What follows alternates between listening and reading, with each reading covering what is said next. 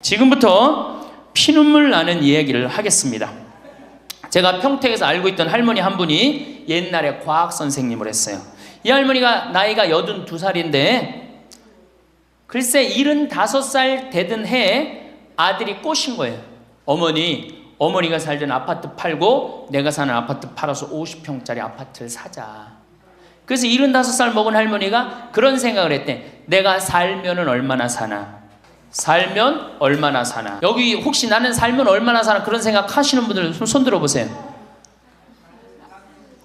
절대 그런 생각하지 마세요. 안 죽어.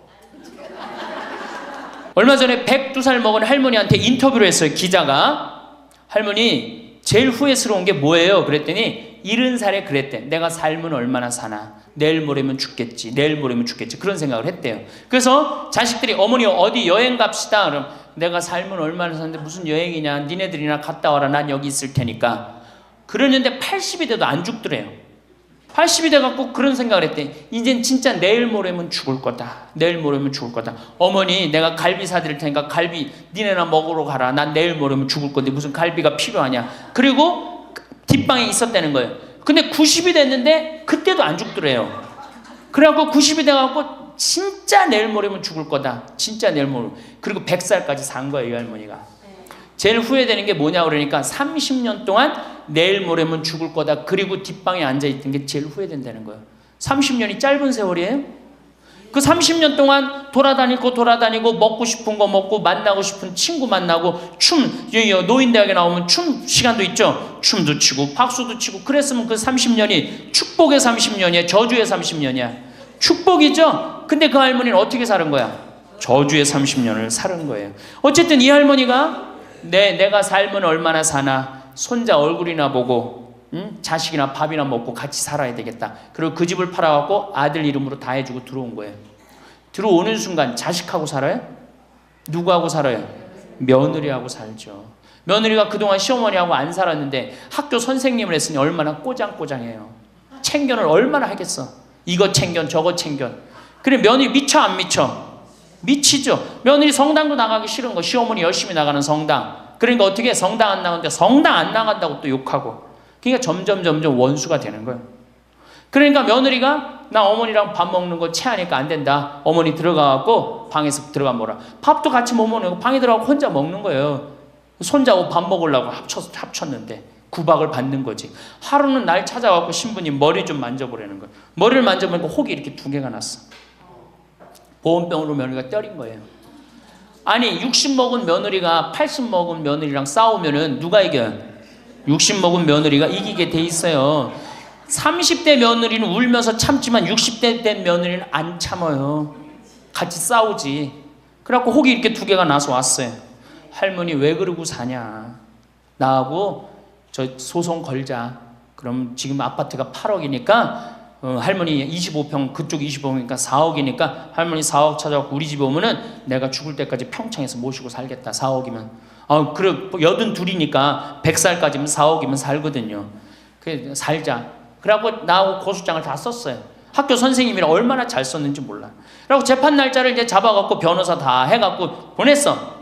재판이 지나고 났는데 일주일이 돼도 안 나타나고 2주일이 돼도 안 나타나는 거야. 한 달 만에 성당에 나타났어. 제가 할머니 어떻게 된 거냐 그랬더니 재판하는 날 아들이 무릎 꿇고 어머니 재판 취하해 좀 내가 잘 모시겠다고. 그래서 취하를 했다는 거예요. 그게 취하를 한 거 그래 할머니 그럼 나한테 뭐야 그래 나를 나쁜 놈으로 만들었느냐. 자식 욕하고 며느리 욕하게 만들었느냐. 신부님 자식 이기는 부모 어디 있느냐고. 자식이 잘하겠다는데 어떻게 내가 그거를 우기느냐고. 이미 80 넘어서 자식 아니에요. 왼수예요 왼수. 그래갖고 할머니 이제 자식한테 맞고 살던 나한테 찾아오지 말아라. 3달 됐는데 새벽에 전화가 왔어. 신부님 저 마리아예요. 그래서 어떻게 된 거냐 할머니 왜 성당 요새 안 나타나느냐 그랬더니 그 집에 사는 게 너무 괴로워서 스스로 전라도에 있는 양론에 들어간 거예요. 자식한테 재산을 주면 3가지를 잃어버려요. 첫 번째 자식을 잃어버려요. 2번째 본인의 인생을 잃어버려요. 3번째 재산을 잃어버려요. 그러니까 우리 할머니들은 자식도 안 잃어버리고 인생도 안 잃어버리고 재산도 안 잃어버리려면 어떻게 해야 돼? 자식하고 따로 내가 가지고 있는 은행에 가서 담보로 넣고 그거 쓰다가 다 다 쓰다가 죽는 게 제일 좋은 거예요. 자식한테 피해 안 주고. 그러면은 신부님 나 늙어서 죽을 때 어떻게 해? 늙으면은 남들이 알아서 해주겠지 이런 생각한단 말이야. 그래서 내가 항상 하는 얘기가 거지 근성을 버려라. 남들이 뭘 알아서 해줘. 나 늙은 나를 누가 책임져줘? 누가 책임져야 돼? 내가 책임져야 돼요. 그래서 내가 공부하고 내가 따라다니면서 배워야 돼. 그래서 60부터 64살까지 정규학교를 다녀야 돼. 이런 거 배우는 거. 근데 우리나라가 이 정규학교가 없는 게 너무너무 안타까운 거예요. 자, 그러면은 지금 시간이 없으니까 내가 아까 아주 얘기하던 거. 자, 그러면 자식들한테 어떻게 서름을 받느냐? 처음에는 무관심해요. 늙은 부모한테 무관심해. 밥을 먹거나 말거나 전심을 뭘 먹었는지 반찬을 뭘 먹었는지 우리 어머니가 노인정을 어디 나가는지 몰라. 무관심이야. 무관심. 우리 할머니들 며느리들한테 섭섭한 할머니들 많죠. 100명이면 99명이 며느리한테 섭섭해요. 100명이. 맞죠? 네. 아유 솔직해네. 비산동 할머니들이. 왜 내가 100명이면 99명이 며느리한테 섭섭하냐면 내가 고해성사를 들어보면요. 내가 비산동에 있을 때 16,000명이었지 교우들이. 고해성사 무지하게 많이 들어봤어요. 할머니들이 오면 고해성사의 100%가 다 며느리 욕이에요. 며느리 욕. 뭐 며느리가 얼마나 못되게 한 거 뭐 다 얘기해요. 그럼 내가 뭐라고 그래? 할머니 요새 젊은 것들이 버릇이 없어서 예의 없이 자라서 그러니까 할머니가 이해하라고. 할머니 며느리만 그런 게 아니라 다 그렇다. 예. 그럼 며느리들은 들어오면 나한테 뭐라고 고해성사할 것 같아? 시어머니 때문에 미치겠다고 그러는 거예요. 시어머니 때문에. 그럼 내가 그 며느리들한테 뭐라고 그럴 것 같아요? 늙으면 다 그러니까 니네 집만 그런 게 아니다. 늙으면 다 그러니까 신경 쓰지 말아라. 제가 그래요. 어쩔 수 없는 거예요. 어쩔 수 없는 거예요. 자, 그런데 할머니들하고 며느리들하고 입장을 조금 생각을 해봐. 자, 우리 할머니들 자식들 키웠을 때 막 키웠을 때 태어났어. 막 손가락에 꼬무락거리고 막 저기 막 옹알이하고 이뻐요 안 이뻐요? 아 이놈이 일어났어. 뻗떡. 그래갖고 걸으면 한 걸음 뛰었을 때 흥분돼요 안 흥분돼요? 흥분되죠? 걸어. 그럼 기가 막히게 행복하죠? 그 행복은 아마 생각해봐. 기가 막히게 행복했을 거야. 거기다 엄마라고 그래봐. 어때요? 막 죽지 엄마라고 그러면은. 막 죽어 엄마라고 그러면은. 거기다가 이제 애가 가방 들고 막 학교 갔다가 뛰어왔다 하고 이놈이 키가 중학교 고등학교 됐는데 나보다 더 커져. 뿌듯해요 안 뿌듯해요? 이게 키우는 맛이요 보통 큰 맛이 아니에요. 그런데 반대로 입장을 바꿔놓고 이제 생각을 해보면 우리 어머니가 70이 됐어.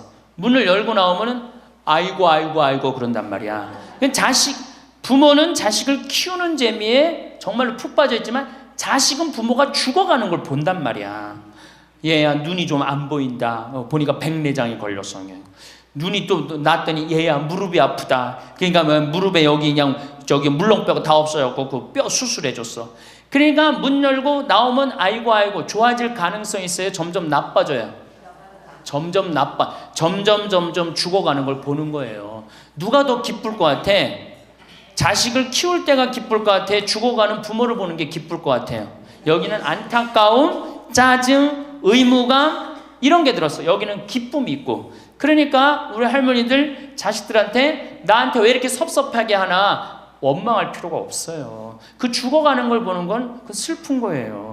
그 외로운 거예요. 이게 정말 좋은 건 뭐야? 그 모습을 자식한테 안 보이는 거예요. 따로 떨어져서 사는 게 제일 좋은 거예요. 따로 떨어져서 사는 게. 그러니까 제발 같이 살 생각 좀 하지 마세요. 자식한테 뭐 의지하고 기대하고 산다. 저는요 여러분들처럼 80까지 사는 게 원이에요. 사는 게 얼마나 좋은데요. 사는 게. 제가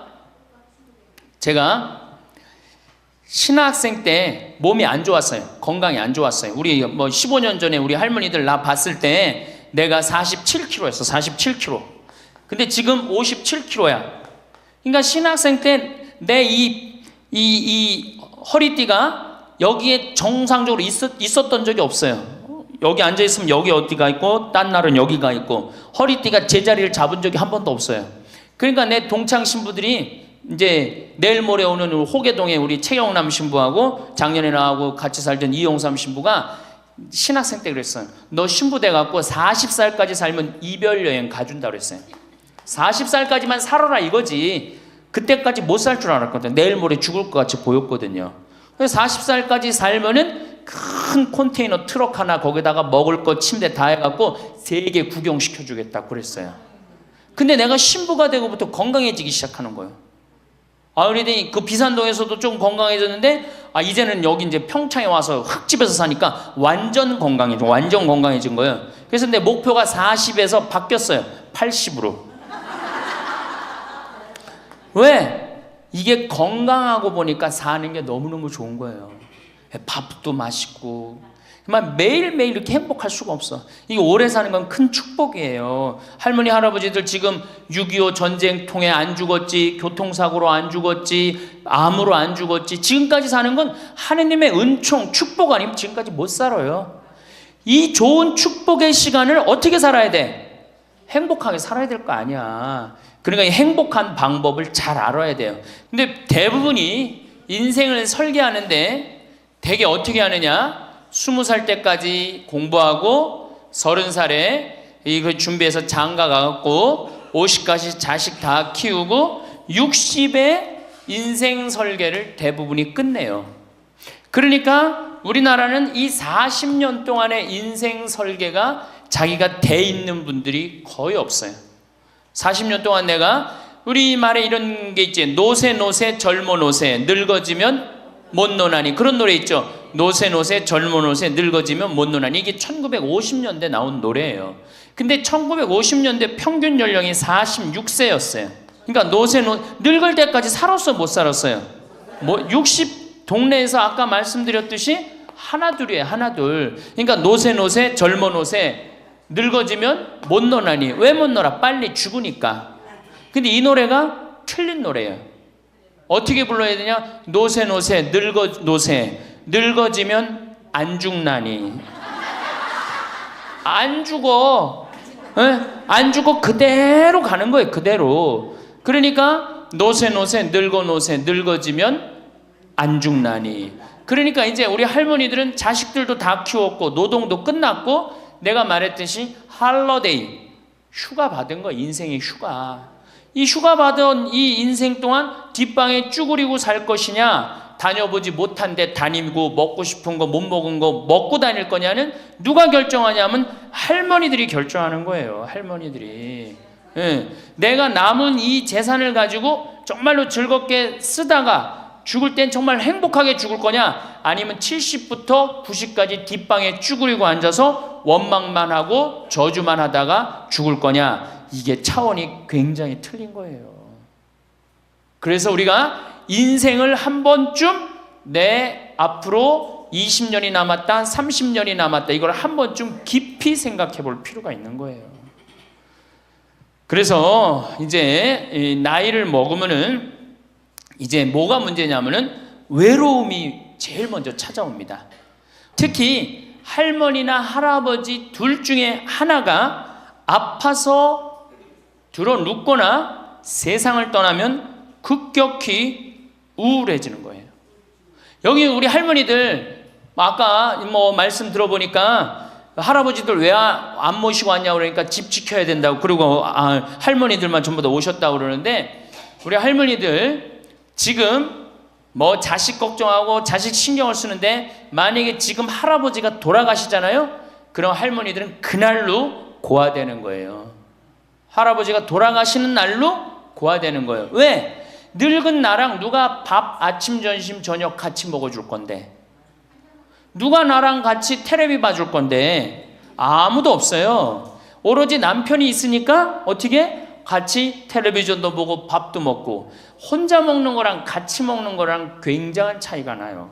혼자 먹는 거랑 같이 먹는 거랑. 그러니까 내가 내 남편이 죽었다, 그날로 고아되는 거예요. 그날로.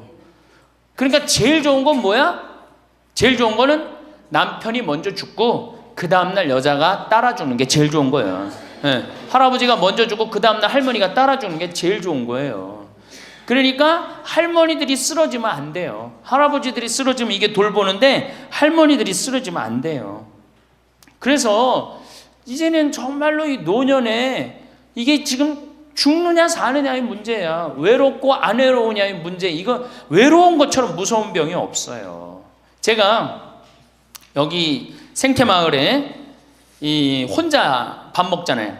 사정원에서 혼자 밥 먹어요. 그러면 혼자 밥 먹는 게 뭐가 재밌어요?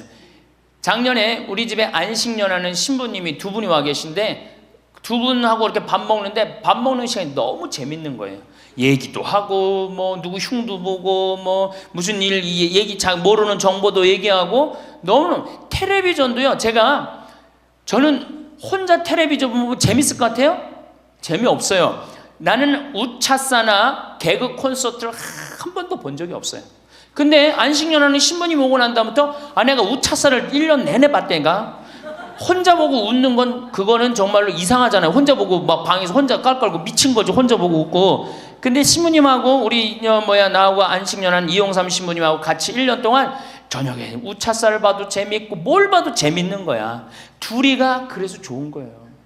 신부 그냥 혼자 밥 세끼 먹고 혼자 저녁에 텔레비전 보고 정말로 그거 쉬운 게 아니거든요. 근데 할머니들은 나는 원래 처음부터 그랬으니까 그걸 어려니 했는데 둘이 텔레비전 보고 둘이 밥 먹다가 어느 날 갑자기 둘 중에 하나가 죽었다. 그럼 그날로 고아되는 거예요. 그 외로운 시간을 자식들이 이해하지 못한단 말이에요. 절대 이해하지 못해요. 그래서 다정하게 와서 아침부터 저녁까지 있었던 일을 얘기하겠어요? 뭘 얘기하겠어요? 근데 우리나라는 이 부부가 60 넘은 부부가 애인같이 살아야 되는데 이건 애인같이 사는 게 아니라 왼수같이 살아. 그래요 안 그래요? 왜? 우리는 결혼하자마자 어떻게 했어? 자식 키우느냐고 엄마는 정신없이 바쁘고 아빠는 나가서 돈 버느냐고 정신없이 바빴어요. 그래갖고 둘이서 데이트할 기회가 없었어. 연애할 시간이 없었어.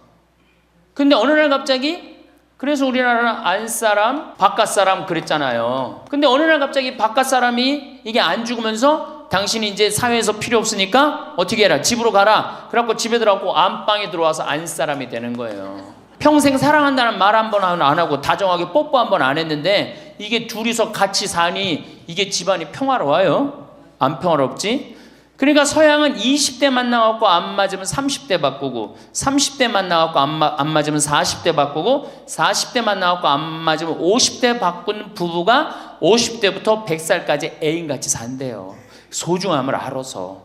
근데 우리는 20대부터 50대까지 한 번도 안 바꾸는 거야. 한 번도 안 바꾸고 어느 날 갑자기 바깥에서 점심 저녁 먹고 들어오던 사람을 이게 밥 새끼를 다 차려줘야 되니 이게 쉬워요? 쉽지 않지. 그러니까 왼수라고 그러는 거지. 왼수. 애인이 아니고.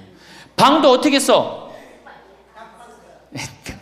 아니 늙어서 안 그래도 외로운데 방도 그 아파트에서 둘만 사니까 할머니는 안방에서 자고 할아버지는 뒷방에서 자고 잠도 따로 자고. 이거 뭐 같이 사나 마나야. 그 지금 우리 할머니들 보약을 해줘도 누구한테 해주는 게 제일 좋아요? 할아버지한테 해줘야 돼요. 다정하게 해줘야 돼요. 그 있는 것 자체만 해도 얼마나 큰 위안인데요. 제가 87년도에 이 노원에 있는 그러니까 옛날에 이 상계동, 하계동 이렇던데요. 거기 맹인 재활원이 있었어요.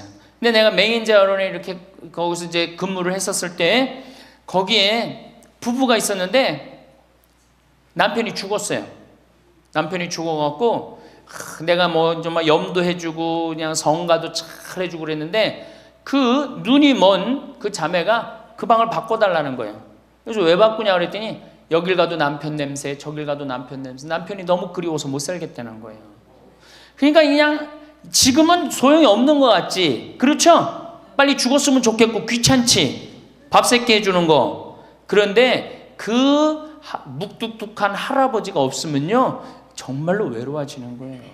그러니까 할아버지들한테 좀 잘하세요. 자식한테 신경 쓸 거 할아버지한테 한 번만 더 신경 쓰세요. 진짜 지금 중요한 동반자는 누구야? 할아버지들이야. 구박 좀 하지 말고. 노년처럼 축복받은 삶이 어딨어요.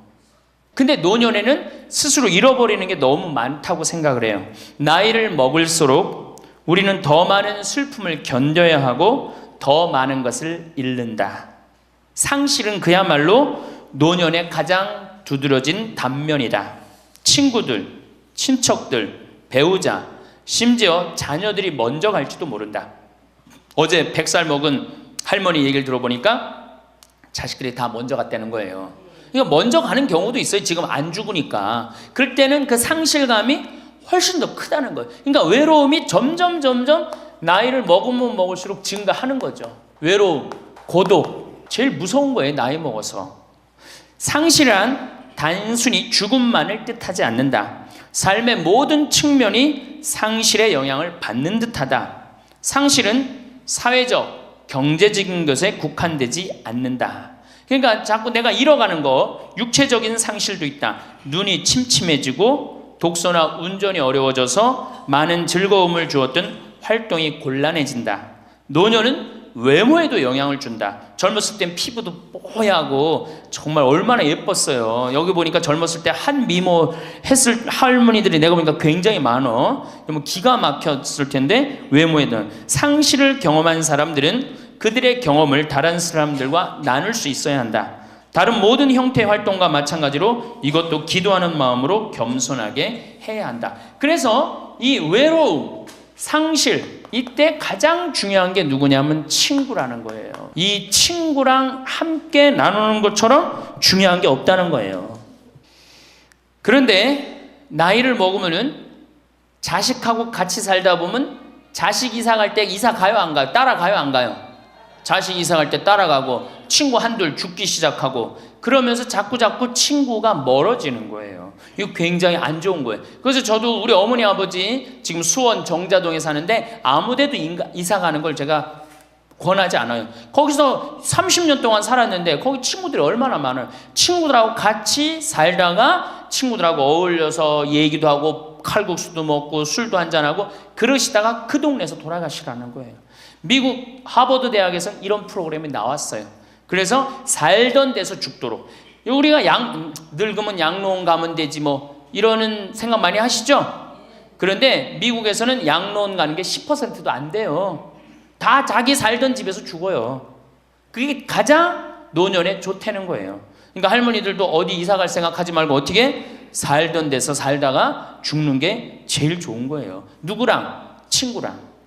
아니 손자가 같이 놀아줘, 아들이 같이 놀아줘. 손자는 학원 다니기 바쁘고 학교 다니기 바쁘고 근데 언제 같이 놀아줘? 그놈은 손자한테 용돈 줄 돈 있으면 그 돈 가지고 친구하고 냉면 사 먹는 게 훨씬 나은 거예요. 정신 똑바로 차려요. 지금 막걸리 먹고 해롱해롱 할 때가 아니에요 지금.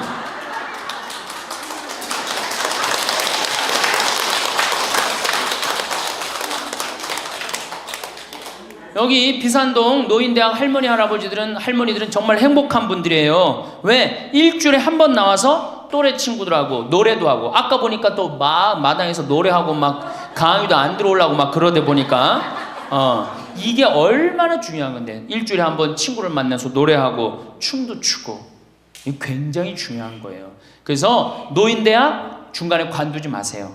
죽을 때까지 다녀. 죽을 때까지. 그거 가면 밥도 그냥 주잖아. 이야 얼마나 좋아. 아니 노인대학 다니까 지금 수학여행 온 거 아니야? 1박 2일? 수학여행도 오고. 아유 한 신부님이 얼마나 훌륭해.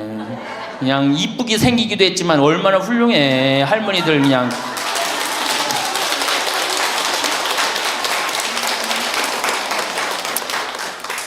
그래서 나는 우리나라 교육제도에 불만이 굉장히 많아요. 왜냐? 초등학교 6년 중고등학교 6년, 대학교 4년 배워서 60까지 먹고 사는 거예요. 그렇죠? 초등학교 6년, 중고등학교 6년, 대학교 4년 배워서 60까지 울고 먹는 거예요. 그럼 25에서 60까지. 그럼 보통 한 30살 되면은 한 30년 울고 먹고 사는 거예요.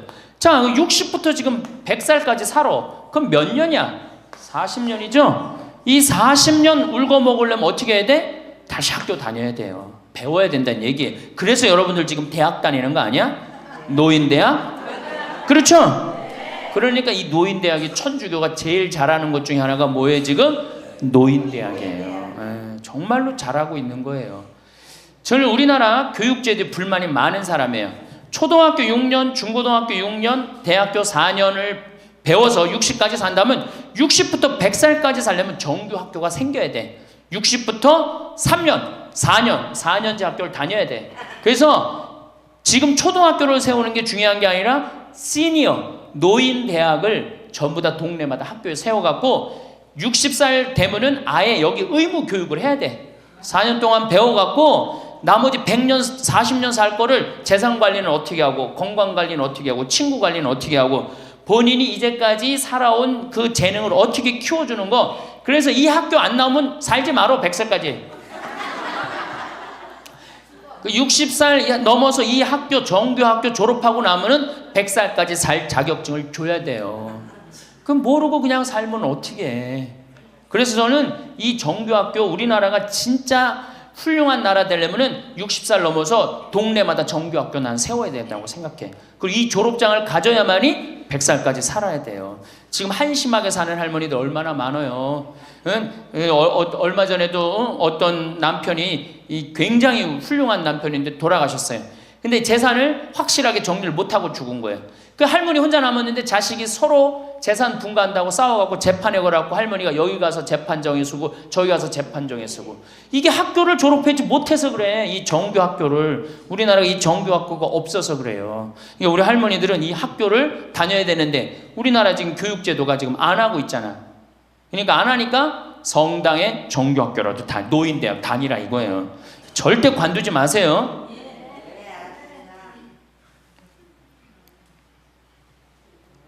호주에서는 다른 사람 절대 안 만난 할머니가 돌아가셨는데 어떻게 6개월 동안 그 할머니가 죽었는지 아무도 모르는 거예요. 그래갖고 6개월 동안 냄새가 하도 나서 보니까 죽은 지 6개월 돼서 그때 발견한 거예요. 자식들도 뻐젓이 다 있는데 자식이 있어도 부모 6개월, 1년 안 차가는 자식 많아요. 앞으로 여러분들도 그럴 거예요. 여러분들도. 진짜 중요한 건 누구야? 친구야, 친구. 여기 노인대학에 같은 반에 친구가 안 나오면 전화로도 한 통 해볼 거 아니야. 그럼 죽었는지 살았는지 꼴가닥 죽었는지 어떻게 했는지 알 거 아니에요. 그래서 노년에 가장 중요한 건 친구다.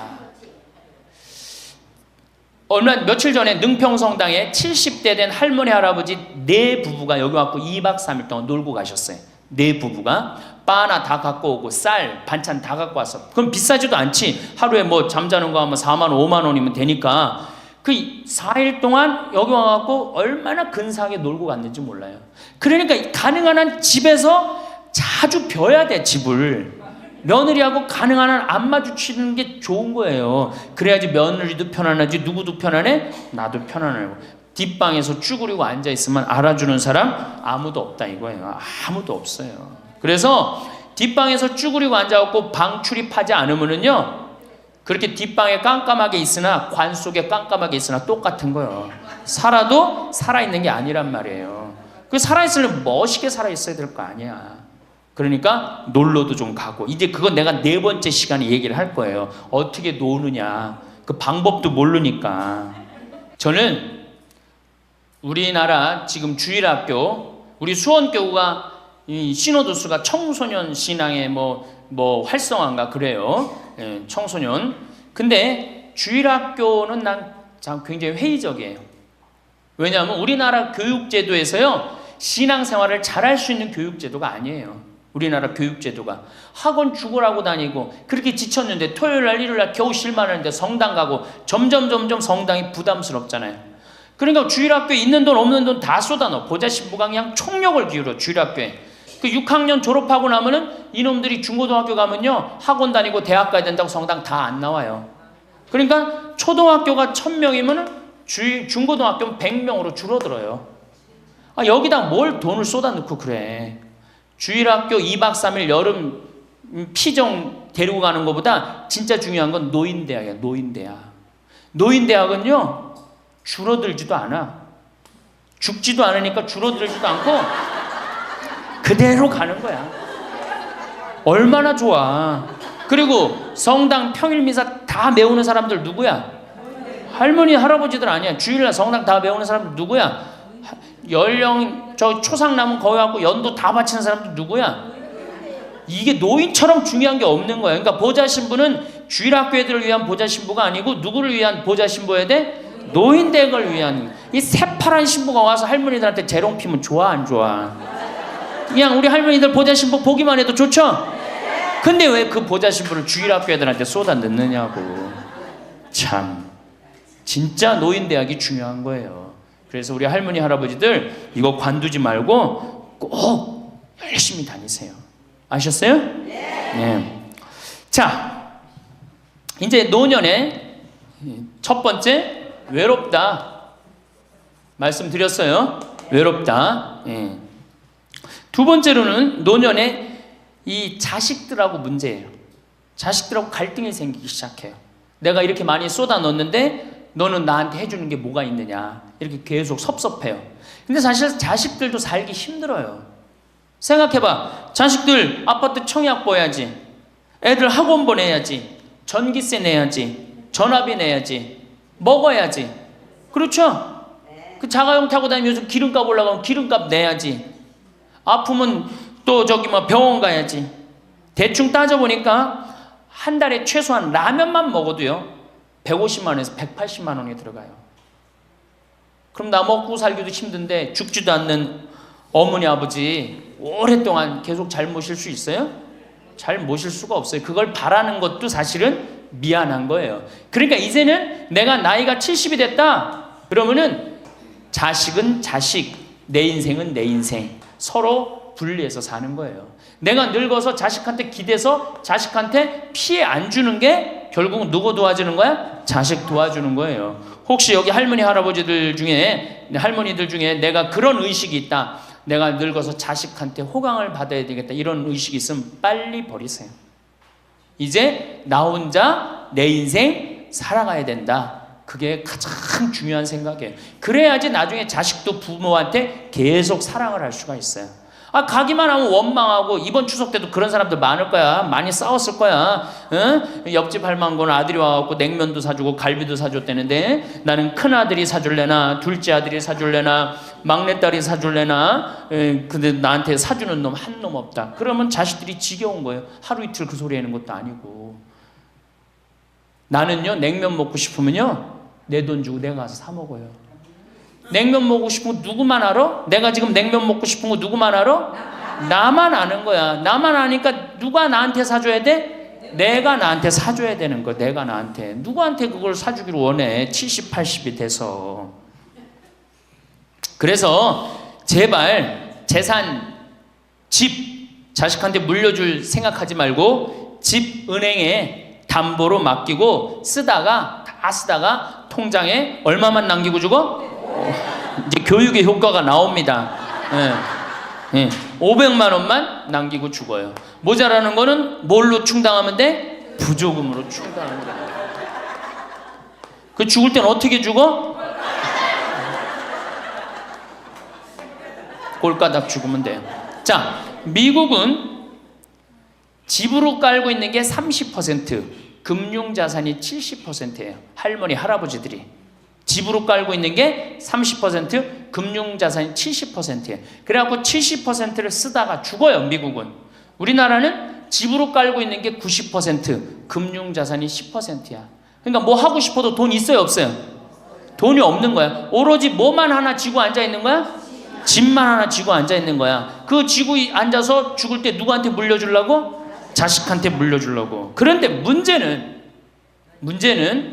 뭐냐? 자식이 그 집을 물려받을 때 몇 살이에요? 70이에요. 내가 90에서 지금 되게 100살에 죽는단 말이야. 그럼 자식이 몇 살에 그 집 물려받아? 70에 물려받아. 70에 물려받은 의미가 있어요, 없어요?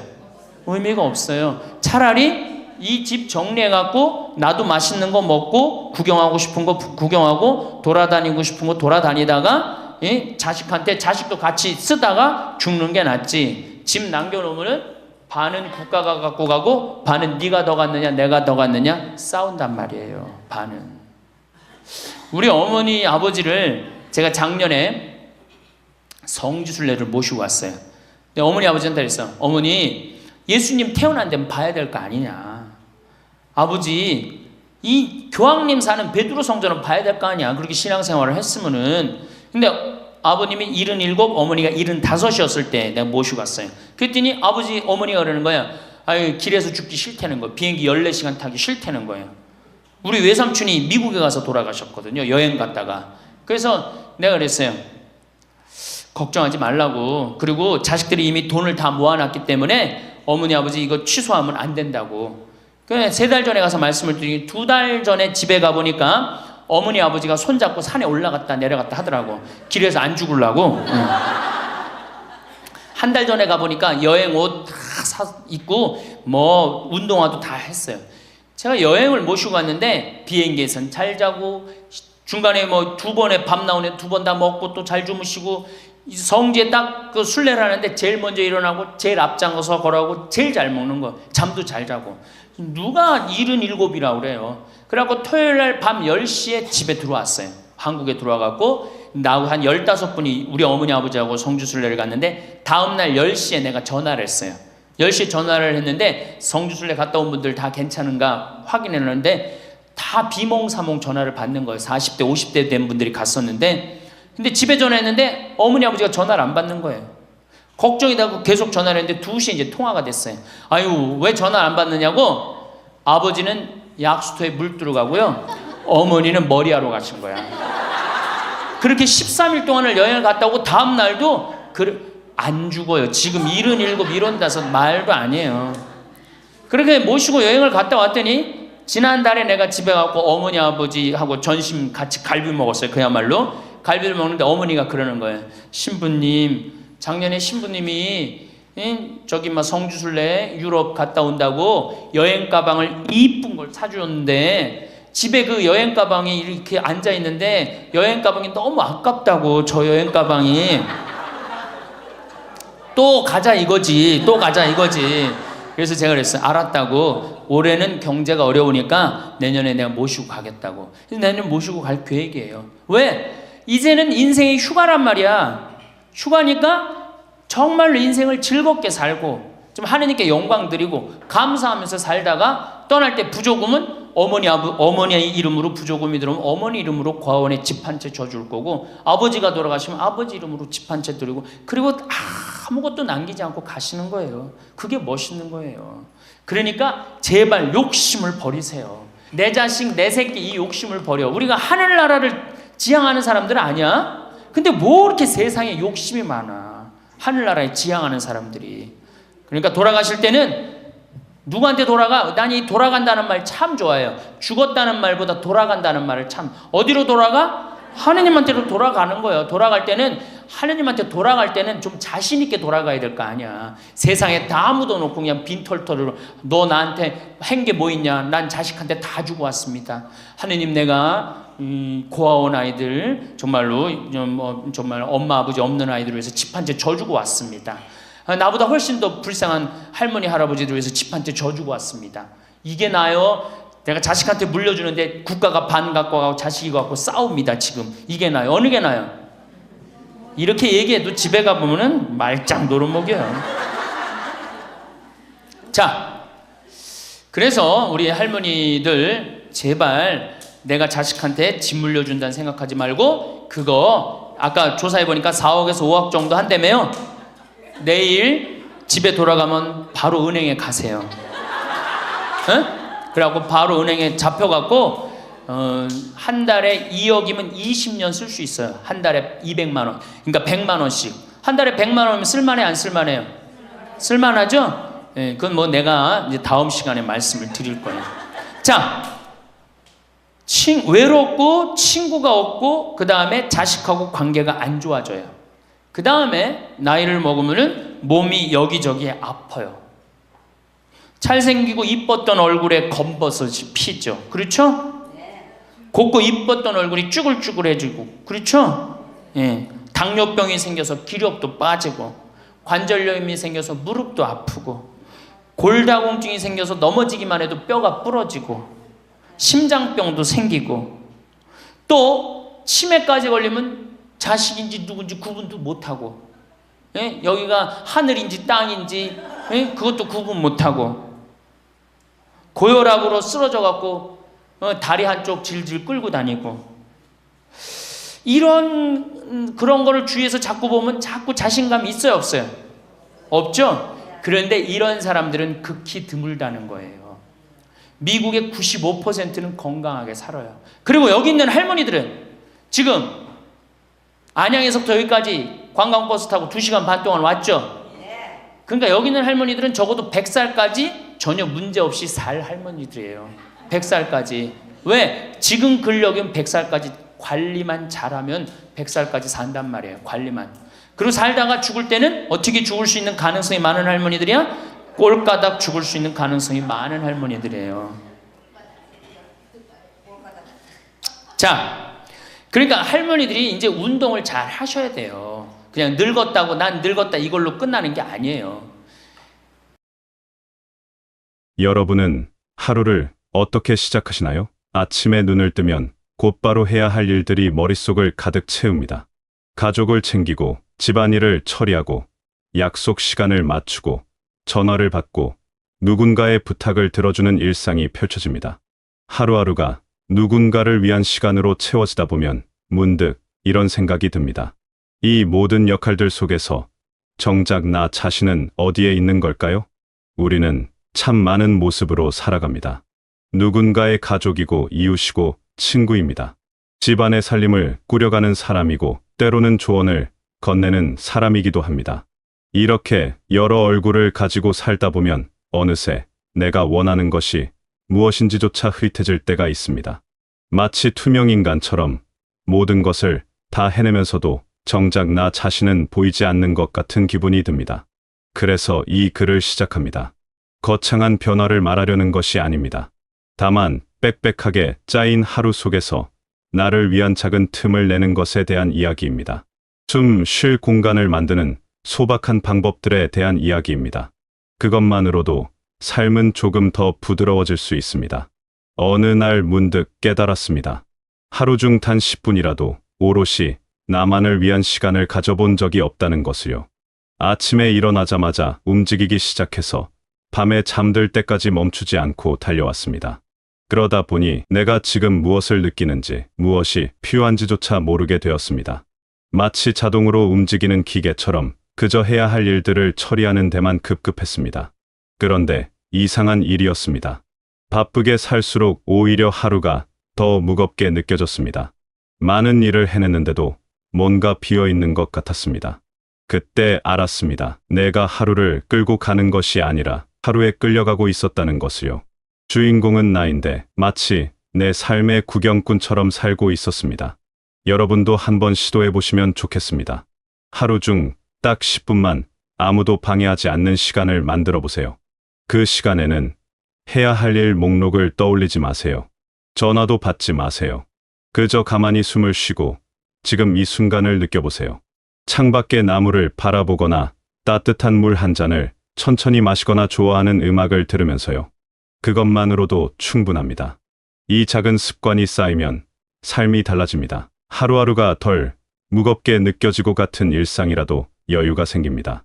무엇보다 내가 내 삶의 주인이라는 느낌을 되찾을 수 있습니다. 10분이라는 시간은 누구에게나 있습니다. 다만 그것을 나를 위해 쓸 것인지 아닌지의 선택만 남아있을 뿐입니다. 그런데 아무리 나만의 시간을 가져도 혼자서는 버티기 힘든 순간들이 있습니다. 마음이 무너지는 날이 있습니다. 아무리 애써도 모든 것이 힘들게만 느껴지는 때가 있습니다. 그럴 때 필요한 것은 바로 마음을 터놓을 수 있는 사람입니다. 우리에게는 참 많은 관계가 있습니다. 가족 관계, 이웃 관계, 여러 모임에서 만나는 사람들. 하지만 그 모든 관계 속에서 정말로 마음을 터놓을 수 있는 사람은 생각보다 많지 않습니다. 대부분의 관계에서는 어느 정도 역할을 해야 합니다. 좋은 모습을 보여야 하고, 예의를 지켜야 하고, 적절한 거리를 유지해야 합니다. 하지만 친구는 다릅니다. 진짜 친구 말입니다. 그 앞에서는 모든 역할을 내려놓을 수 있습니다. 잘난 척할 필요도 없고 강한 척할 필요도 없습니다. 그저 지금 이대로의 나를 보여줘도 괜찮습니다. 힘들다고 말해도 되고 때로는 눈물을 보여도 됩니다. 판단하지 않고 받아주는 사람. 그런 사람이 바로 친구입니다. 친구와 나누는 대화는 특별합니다. 해결책을 찾으려고 애쓰지 않아도 됩니다. 그저 내 이야기를 들어주는 것만으로도 위안이 됩니다. 누군가 내 마음을 이해해 준다는 것, 혼자가 아니라는 것을 느끼는 것, 그것만으로도 무너졌던 마음이 조금씩 일어섭니다. 어떤 날은 긴 대화가 필요하지 않습니다. 짧은 전화 한 통이면 충분합니다. 안부를 묻고 사소한 이야기를 나누는 것만으로도 답답했던 가슴이 뚫립니다. 혹은 함께 산책을 하거나 차를 마시며 그저 옆에 있어주는 것만으로도 힘이 됩니다. 말이 필요 없을 때도 있습니다. 그저 누군가 곁에 있다는 것 자체가 위로가 되는 순간들이 있습니다. 친구는 내가 지칠 때 잠시 기댈 수 있는 어깨입니다. 세상의 모든 역할에서 벗어나 그냥 나 자신으로 있을 수 있는 안전한 공간입니다. 그 관계 속에서는 완벽하지 않아도 됩니다. 부족한 모습을 보여도 여전히 받아들여집니다. 이런 관계가 있다는 것만으로도 삶은 견딜 만해집니다. 하지만 친구 관계도 노력이 필요합니다. 서로를 챙기고 연락하고 만나는 것. 바쁘다는 핑계로 미루다 보면 어느새 멀어집니다. 그래서 의식적으로 시간을 내야 합니다. 한 달에 한 번이라도 목소리를 듣고 얼굴을 보는 것. 그것이 서로를 위한 배려이자 나 자신을 위한 투자입니다. 가끔은 먼저 연락하기가 망설여질 때도 있습니다. 바쁠까 봐 혹은 패가 될까 봐 조심스러워집니다. 하지만 진짜 친구라면 여러분의 연락을 반가워할 것입니다. 서로가 서로에게 쉼터가 되는 관계, 그런 관계를 유지하는 것이 바로 나를 돌보는 방법 중 하나입니다. 친구가 없다면 만들어 보세요. 지금이라도 늦지 않았습니다. 모임에 나가보거나 관심사가 비슷한 사람들을 찾아보세요. 처음에는 어색하겠지만 천천히 마음을 여는 것입니다. 깊은 우정은 하루아침에 만들어지지 않습니다. 시간이 필요합니다. 하지만 그 과정 자체가 삶을 풍요롭게 만듭니다. 결국 친구라는 존재는 내가 나로 돌아갈 수 있게 해주는 사람입니다. 세상의 무게를 잠시 내려놓고 한숨 돌릴 수 있는 마음의 안전지대입니다. 그런 사람이 곁에 있다는 것. 그것이 얼마나 큰 축복인지 우리는 때때로 잊고 삽니다. 나만의 시간을 갖고 마음을 나눌 친구를 만나는 것만으로도 삶은 충분히 나아집니다. 하지만 여기에 하나를 더 보태면 일상이 더욱 풍성해집니다. 바로 작은 호기심을 되살리는 것입니다. 우리는 매일 같은 길을 걷고 같은 일을 합니다. 반복되는 일상 속에서 어느새 감각이 무뎌집니다. 새로운 것에 대한 흥미도 점점 사라집니다. 그냥 익숙한 것들로만 하루를 채웁니다. 편하기는 하지만 조금은 지루합니다. 무언가 자극이 필요한데 거창한 변화는 부담스럽습니다. 그럴 때 필요한 것이 바로 작은 호기심입니다. 거창한 배움을 말하는 것이 아닙니다. 그저 문득 떠오르는 궁금증을 지나치지 않는 것입니다. 텔레비전을 보다가 저 음식은 어떻게 만드는지 궁금해집니다. 길을 걷다가 저 꽃의 이름이 무엇일지 궁금해집니다. 음악을 듣다가 이 곡을 부른 가수의 다른 노래는 무엇이 있을지 궁금해집니다. 예전 같았으면 그냥 지나쳤을 것입니다. 바쁘니까 그런 것까지 신경 쓸 겨를이 없다고 생각했을 것입니다. 하지만 이제는 다릅니다. 그 순간의 궁금증을 놓치지 않습니다. 핸드폰으로 바로 찾아봅니다. 아는 사람에게 물어봅니다. 이렇게 작은 탐색을 하다 보면 재미있는 일이 벌어집니다. 하나를 알게 되면 또 다른 것이 궁금해집니다. 꼬리에 꼬리를 무는 호기심이 생깁니다. 그리고 그 과정 자체가 즐겁습니다. 누가 시켜서 하는 공부가 아니라 내가 궁금해서 하는 탐색이기 때문입니다. 어떤 분은 평소 지나치던 동네 골목길의 역사가 궁금해져서 찾아보기 시작했습니다. 그러다 보니 우리 동네에 대해 몰랐던 이야기들을 알게 되었습니다. 매일 걷던 길이 새롭게 보이기 시작했습니다. 같은 풍경인데 의미가 달라졌습니다. 또 어떤 분은 늘 먹던 반찬을 다른 방식으로 만들어 보고 싶어졌습니다. 인터넷을 찾아보고 여러 방법을 시도해봤습니다. 어떤 것은 실패하고 어떤 것은 성공했습니다. 그 과정이 재미있었습니다. 오랫동안 해온 요리인데 새로운 즐거움을 발견한 것입니다. 이렇게 작은 호기심을 따라가다 보면 일상에 활력이 생깁니다. 같은 하루라도 뭔가 새로운 것을 알아가는 기쁨이 있습니다. 세상이 조금씩 넓어지는 느낌입니다. 무엇보다 나 자신이 아직도 배우고 성장할 수 있다는 것을 확인하게 됩니다. 호기심은 나이와 상관없습니다. 궁금한 것을 찾아보고 새로운 것을 시도하는 데는 때가 따로 없습니다. 지금 이 순간도 충분합니다. 크고 대단한 것이 아니어도 됩니다. 아주 사소한 것에서 시작하면 됩니다. 오늘 저녁 메뉴로 늘 먹던 것 대신 한 번도 안 해본 요리를 시도해 볼 수 있습니다. 동네에서 한 번도 안 가본 길로 산책을 나가볼 수 있습니다. 이런 작은 시도들이 무뎌진 감각을 깨웁니다. 중요한 것은 결과가 아닙니다. 완벽하게 해내야 한다는 부담을 가질 필요가 없습니다. 그저 궁금해서 해보는 것입니다. 재미있어서 하는 것입니다. 실패해도 괜찮습니다. 그 과정에서 배우는 것이 있고 느끼는 것이 있습니다. 작은 호기심을 따라가는 것. 그것이 바로 나를 위한 또 하나의 선물입니다. 반복되는 일상의 작은 변화를 주고 삶에 활력을 불어넣는 방법입니다. 거창한 계획이 필요 없습니다. 그저 지금 이 순간 궁금한 것을 놓치지 않으면 됩니다. 나만의 시간을 갖는 것, 마음을 나눌 친구를 만나는 것, 작은 호기심을 따라가는 것. 이 모든 것은 특별한 무언가가 아닙니다. 아주 소박하고 누구나 할 수 있는 일들입니다. 하지만 이것들이 모이면 삶이 달라집니다. 우리는 흔히 행복한 삶이라는 것이 언젠가 여유가 생기면 시작될 거라고 생각합니다. 모든 일이 다 끝나고 시간이 많아지면 그때 나를 위한 시간을 가질 수 있을 거라고 믿습니다. 하지만 그런 날은 오지 않습니다. 언제나 해야 할 일은 생기고 누군가는 나를 필요로 합니다. 그래서 지금 시작해야 합니다. 바쁜 와중에도 나를 위한 작은 쉼표를 찍어야 합니다. 10분이라도 오롯이 나와 마주하는 시간을 만들어야 합니다. 그것이 나를 지키는 첫걸음입니다.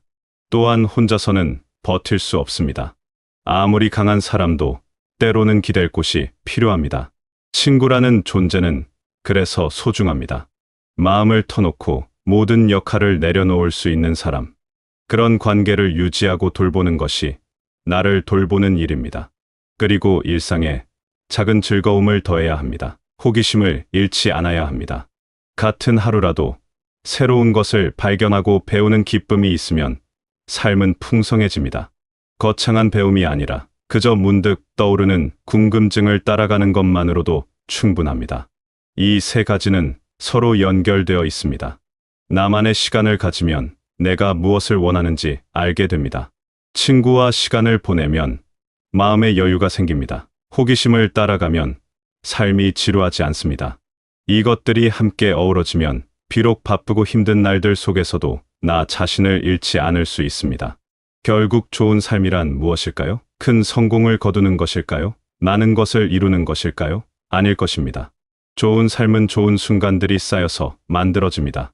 아침에 마시는 따뜻한 차 한 잔의 여유, 친구와 나누는 진솔한 대화, 새로운 것을 배우는 설렘. 이런 작은 순간들이 모여 삶을 만듭니다. 우리는 가끔 거창한 무언가를 기대합니다. 큰 변화가 있어야 삶이 달라질 거라고 생각합니다. 하지만 진짜 변화는 작은 것에서 시작됩니다. 매일 조금씩 나를 돌보는 것. 그것이 쌓이면 어느새 삶 전체가 바뀌어 있습니다. 여러분의 하루가 아무리 바빠도 나를 위한 10분은 만들어 보세요. 그 시간만큼은 아무런 역할도 하지 않고 그냥 나 자신으로 존재하세요. 가만히 앉아 숨을 쉬고 지금 이 순간을 느껴보세요. 그것만으로도 충분합니다. 그리고 마음을 나눌 수 있는 사람을 소중히 하세요. 자주 연락하고 만나세요. 서로의 이야기를 들어주고 함께 웃으세요. 그 관계가 여러분을 지탱해 줄 것입니다. 또한 호기심을 잃지 마세요. 작은 것이라도 궁금한 게 생기면 찾아보세요. 새로운 것을 시도해 보세요. 실패해도 괜찮습니다. 그 과정 자체가 삶을 풍요롭게 만듭니다. 이 모든 것은 거창한 일이 아닙니다. 누구나 할 수 있는 소박한 일들입니다. 하지만 이것들이 모이면 삶의 질이 달라집니다. 행복은 먼 곳에 있지 않습니다. 바로 지금 여기 이 순간에 있습니다. 나를 위해 시간을 내고 소중한 사람과 함께하고 새로운 것에 마음을 여는 것. 그것이 바로 행복입니다. 여러분은 이미 충분히 많은 것을 해냈습니다. 가족을 돌보고 집을 지키고 수많은 역할을 해내며 살아왔습니다. 그것만으로도 존경받을 일입니다. 이제는 나를 위한 시간을 가져도 됩니다. 아니, 가져야 합니다. 그것이 이기적인 것이 아닙니다. 오히려 나를 돌봐야 다른 사람도 더 잘 돌볼 수 있습니다. 오늘부터 시작해보세요. 내일이 아니라 오늘입니다. 지금 이 순간부터 나를 위한 작은 시간을 만들어 보세요. 친구에게 연락해 보세요. 궁금했던 것을 찾아보세요. 아주 작은 한 걸음이면 됩니다. 그 한 걸음이 모여 여러분의 삶을 바꿀 것입니다. 여러분의 하루하루가 조금 더 가벼워지길 바랍니다. 무거운 짐을 잠시 내려놓고 숨을 돌릴 수 있는 순간들이 많아지길 바랍니다. 그리고 그 순간들이 모여 여러분의 삶이 더욱 따뜻하고 풍요로워지길 바랍니다. 작은 쉼표 하나가 문장의 의미를 바꾸듯이 나를 위한 작은 시간이 여러분의 삶을 새롭게 만들어줄 것입니다. 여러분 모두가 자신을 소중히 여기며 매일 작은 행복을 발견하는 삶을 사시길 바라겠습니다.